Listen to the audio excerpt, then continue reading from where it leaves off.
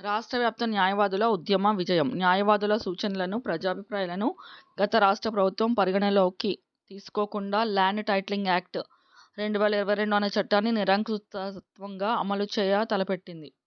సదరు చట్టం వల్ల ప్రజల ఆస్తి హక్కులకు భంగం కలుగుతుందని, ప్రజల ఆస్తులకు రక్షణ కరువవుతుందని కనుక ఈ చట్టాన్ని రద్దు చేయాల్సిందే అని దాదాపు 2 నెలల పాటు రాష్ట్ర వ్యాప్తంగా అన్ని బార్ అసోసియేషన్ల ఆధ్వర్యంలో న్యాయవాదులు నిరాహార దీక్షలు, ర్యాలీలు, నిరసనలు, వివిధ రూపాలలో ఆందోళనలు నిర్వహించడం జరిగింది. వివిధ సంఘాల వారు సదరు ఉద్యమాలకు మద్దతు తెలియజేశారు.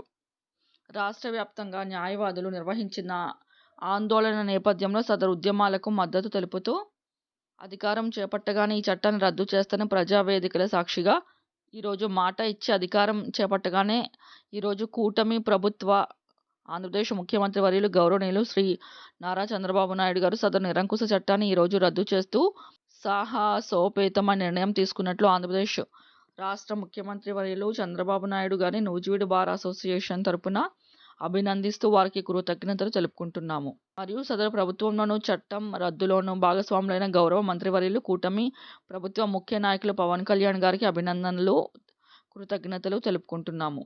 అదేవిధంగా నూజివీడు శాసనసభ్యులు మంత్రివర్యులు కొలుసు పార్థసారథి గారికి కృతజ్ఞతలు తెలుపుకుంటున్నాము.